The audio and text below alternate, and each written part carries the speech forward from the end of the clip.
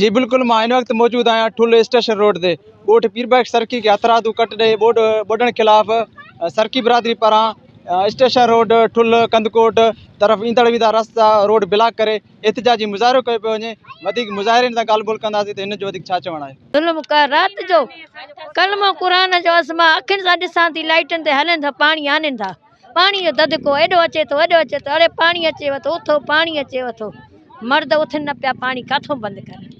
अबा पाणी असांखे हिन हेत माणे ॿोड़े छॾियो, कहर ज़ुल्म करे छॾियो। अबा तव्हां मदद कयो, असांजे बच्चनि जो पाणी कढो, असांजो घर ख़ाली कयो। जेके असां ॾिठा आहिनि उन्हनि जा नाला बि ईंदा आहिनि, पर हिन वक़्तु घणा नाला आहिनि उन्हनि जा वीडियो बि असां वटि रिकॉर्ड आहिनि। असांखे हथ सां उन्हनि ॿोड़ायो आहे। असां एसपी जेकाबाद खे गुज़ारिश कयूं था त उन्हनि माण्हुनि ते जल्द में जल्द एक्शन खयो वञे ऐं असांजे खे तहफ़ुज़ ॾिनो वञे। असां वटि हिन टाइम न मुख़्तियारकार आयो आहे, न एसी साहब आयो आहे, न SDO सरवर सूबेदार वयल कयो आहे, हुसैन वयल कयो आहे, असांजा बचड़ा लुड़नि पिया, पाणी आयो आहे, ख़ुदा वास्ते क़ुरान ॾिनासीं भॼी विया, वरी घर मोटी आया आहियूं, वरी भॻो अथनि। हे सुबुह खां वठी हिते वेठा आहियूं, असांजी वॾेरनि मालिकी न कई आहे हिन महिल ताणी।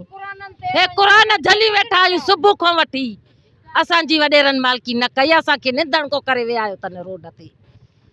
हा जेको वस पुॼे असांजी मालिकी कयो। क़ुरान हथ सां त रवानो कनि, पर किरी न हलाए असांने रवानो कयो था पाणी, हथ सां असांखे ॿोड़नि था पिया। असां हलो था, ॾिसोसि असां नाजाइज़ी केतिरी आहे, कीअं आहे, पोइ असां सफ़ा निंदण कयूं, असांखे कोई मालिकी नथो करे।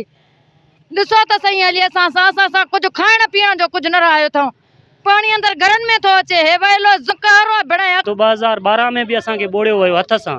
हाणे भी अॻ में किरेना वग़ैरह बीहाए असांखे पंहिंजा बंदोबस्तु करे असांजे पाणी बाद में असां वटि हिन टाइम भी वीडियो मौजूदु आहे।